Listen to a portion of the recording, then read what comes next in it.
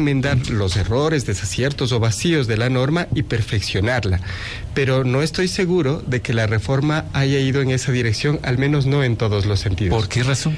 Hay varios problemas. El primer problema es un problema de técnica legislativa, de estructura normativa.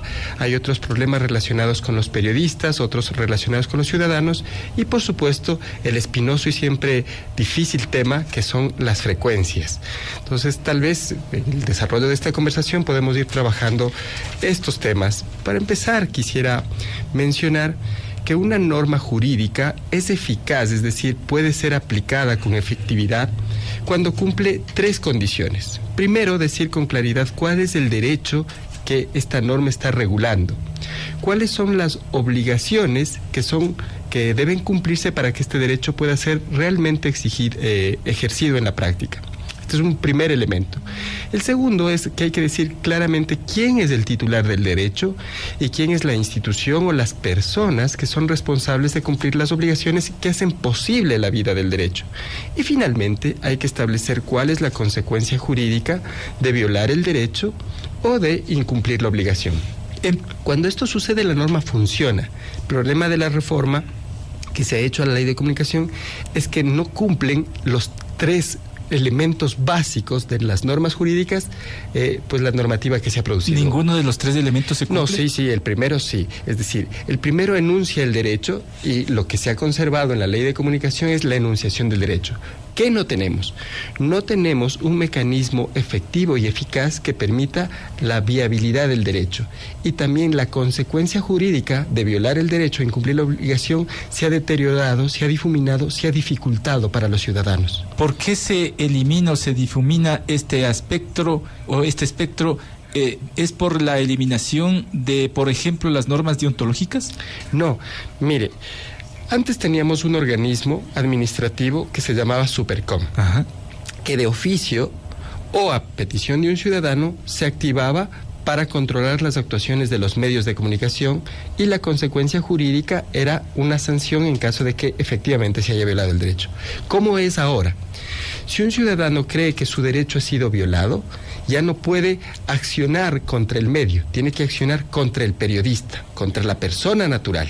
Primera cosa. Por la vía judicial. Y por la vía judicial. Es decir, si antes era medios de comunicación contra Supercom, hoy va a ser ciudadanos contra periodistas en el caso de violación de derechos. Antes administrativo, hoy penal, dice usted. Hoy judicial. Judicial en lo civil y judicial en lo penal, en ambas vías.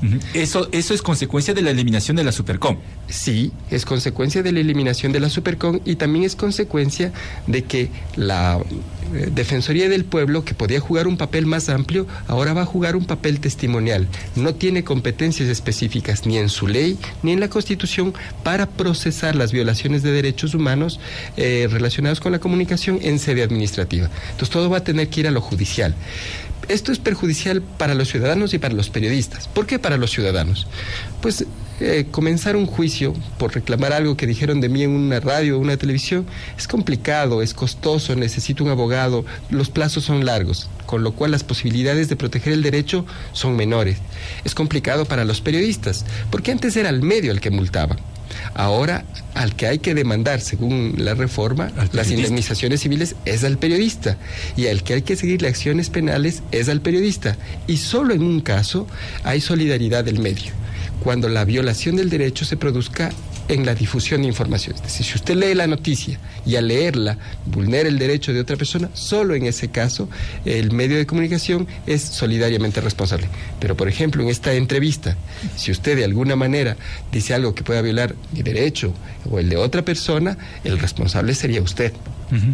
Ahora, asambleísta, mucho se habló de que la Supercom tenía entre sus facultades, le permitía excesos. ¿Era o no era así? Mire, yo creo que en el diseño normativo estaban bien establecidas las facultades, las potestades de la Supercom. En algunos casos, pocos creo yo, esas facultades pudieron haber sido excedidas o trabajadas con una perspectiva política. Ese fue un error. Ese error fue magnificado. Lo que no se ha visto es todo lo que se hizo para proteger los derechos de los ciudadanos y para promover los derechos de los ciudadanos. ¿Entonces sí era un órgano persecutor? No creo que haya sido así. Mire, tener una perspectiva política o una posición política desfigura a las instituciones de su rol. Hay que ser aséptico en ese sentido, hay que siempre mantener una perspectiva técnica, una perspectiva jurídica. No puede permitirse un organismo de control, ni el de la Superintendencia de Bancos, ni el de la Superintendencia de Economía Popular y Solidaria, ni ninguna superintendencia asumir un rol político, ni siquiera en un caso. Hacerlo me parece un error. Pero por lo general la Supercom trabajó el tema de la protección de derechos de la comunicación con bastante nivel técnico. Eso nunca se visibilizó. Si hubo un error, fue el error el que se visibilizó, yo creo que incluso se magnificó. ¿Y qué pasa ahora con el Cordicom entonces? A ver, el Cordicom tiene algunas facultades de carácter más bien de política pública, tiene que hacer planificación en política pública, recibe de la Superintendencia de Información y Comunicación la posibilidad de hacer monitoreo de los medios de comunicación y hacer reportes al respecto. Mantiene la competencia de elaborar un informe para la adjudicación de frecuencias, pero ese informe ya no es vinculante. Cordicom... ¿Y la nueva conformación?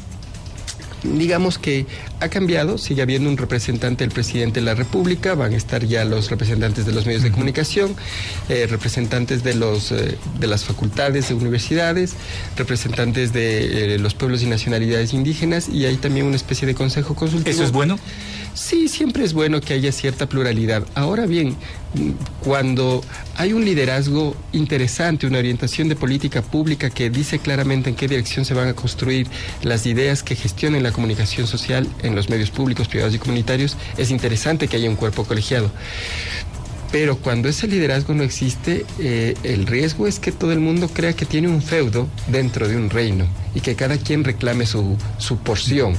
Esto es especialmente preocupante en relación a las frecuencias. Claro. Porque ellos son los que tendrán que dar el informe, que aunque ya no es vinculante, determinará si una persona tiene o no más posibilidades de acceder o no a una frecuencia. Doctor, permítame hacer una ligera pausa para regresar con el tema de frecuencias, que es también un punto importante. 7:30 el corte. Gracias por acompañarnos. Retomamos el diálogo con nuestro invitado, el doctor Rommel Jurado, jurista experto en Derecho de Comunicación. Antes del corte le decía, doctor, el tema de la redistribución de frecuencias, el concurso básicamente, ¿en qué queda ante esta reforma a la ley de comunicación, que en una disposición transitoria se acepta una propuesta de AER de entregas automáticas de frecuencias? ¿Cómo queda? A ver, vamos a poner en contexto para la ciudadanía. Posiblemente uno de los temas más importantes que trabajó la ley de comunicación originalmente fue la redistribución de frecuencias en 3/3. 34% para medios comunitarios, 33% para medios públicos y 33% para medios privados. Eso es lo que decía la ley. ¿Cuál es la realidad en este momento?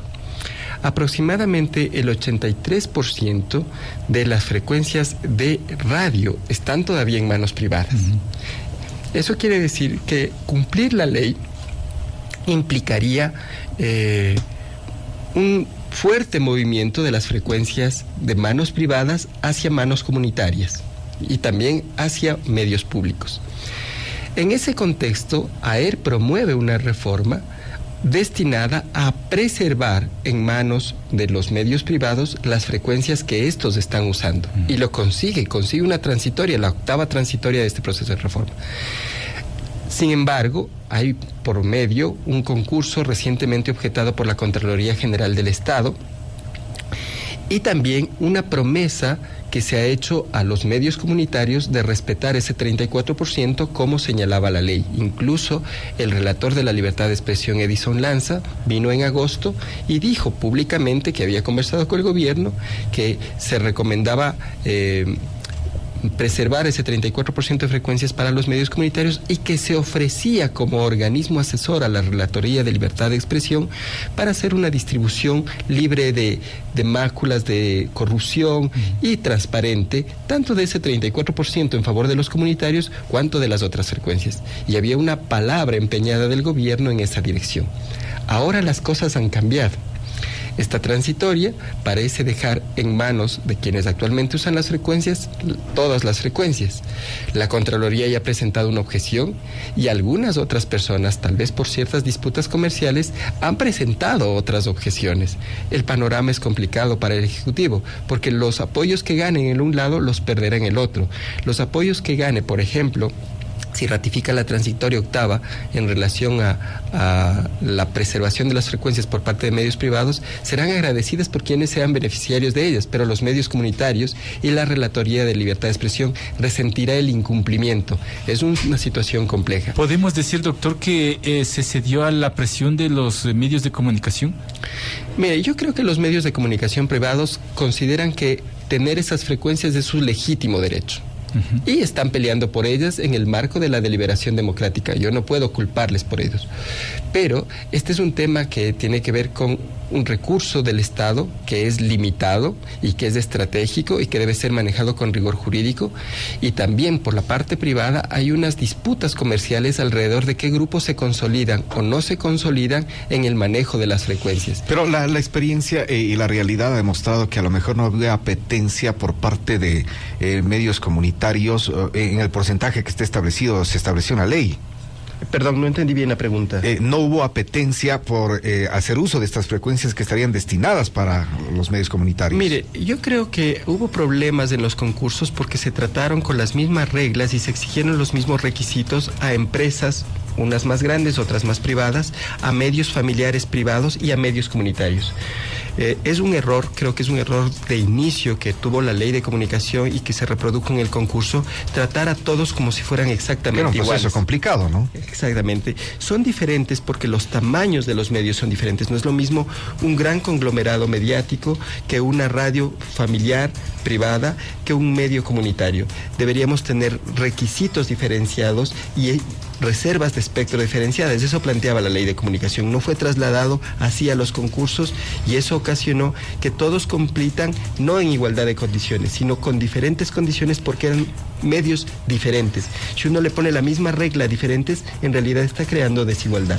Doctor, en la normativa de reforma se elimina la comunicación como un derecho de servicio público, mientras que en la Constitución todavía tiene ese carácter de servicio público. ¿Cómo mismo se entiende entonces? ¿Cómo queda? La norma superior es obviamente la Constitución. Así es, mire. La comunicación es al mismo tiempo un derecho fundamental, indispensable para la vida de los ciudadanos y la vida democrática de los pueblos, pero ese derecho, para ser ejercido cotidianamente, requiere de un conjunto de servicios públicos, que pueden ser prestados o ofertados por actores privados, públicos o comunitarios. Esta era la concepción original, tanto en la Constitución como en la ley. Sin embargo, a los medios de comunicación les parecía que el carácter de servicio público aumentaba los niveles de control sobre los medios de comunicación y por lo tanto objetaron que se llame a la comunicación servicio público y en la reforma se lo elimina. Se elimina esta consideración. La comunicación será, por mandato de la ley, derecho y ya no servicio público. Pero esto es realmente... declarativo nada más. Declarativo, porque la Constitución efectivamente es la norma superior y en la norma superior se sigue considerando a la comunicación social. Es decir, no ganamos nada. Como servicio público. Y yo diría que no perdimos nada, porque es derecho, sigue siendo un derecho y sigue siendo también un servicio público. Y es tan servicio público que el Cordicom va a hacer políticas públicas, es decir, va a crear directrices, bienes y servicios de orden público para ordenar la gestión de la comunicación social. Y tiene además potestad de informar cuál es el comportamiento de los medios y además debe presentar el informe para adjudicar frecuencias. Es un servicio público, sigue siendo tratado como un servicio público, con niveles menores de control, porque ahora la Defensoría del Pueblo pues no ha reemplazado el carácter de controlador administrativo que tenía la Supercom. Se me termina el tiempo, lamentablemente, doctor. Le agradezco mucho por estar en esta mesa de trabajo, muy amable. Gracias, buen día. El doctor Rommel Jurado, jurista, experto en derechos de comunicación, 743.